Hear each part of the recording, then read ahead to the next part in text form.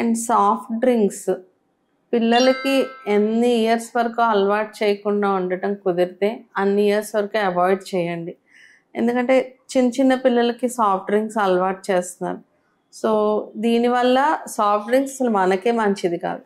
So పిల్లలకి అస్సలు మంచిది కాదు.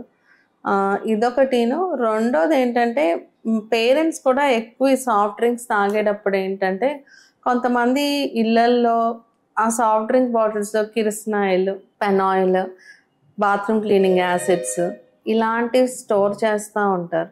ఆ చిన్నోడికి 3 తెలియదు ఇయర్స్ కదా. వాడికి తెలియదు. మనం వాడు అడిగినప్పుడు ఇచ్చామనుకోండి, లేకపోతే ఇవ్వలేదు, వాడికి ఆ క్యూరియాసిటీ ఉంటుంది. సో అది వెళ్ళి కబుక్కొని తాగేయటం ఇలాంటి అనర్థాలు ఎక్కువ చూస్తాం అన్నమాట. సో యాక్సిడెంటల్ పాయిజనింగ్స్ కామన్ పిల్లల్లో. అందులో కామన్ కాజ్ ఇదన్నమాట. సో ఇది అంటే మోస్ట్ డిస్టర్బింగ్ థింగ్ ఇదన్నమాట. So first of all soft drinks తాగొద్దు. పిల్లలకి కూడా ఎన్ని ఇయర్స్ వరకు అలవాటు చేయటం మానగలిగితే అలా ట్రై చేయండి. రెండోది ఇలా బాటిల్స్లో ఇవన్నీ స్టోర్ చేయటం అసలు కంప్లీట్గా మానేయాలి.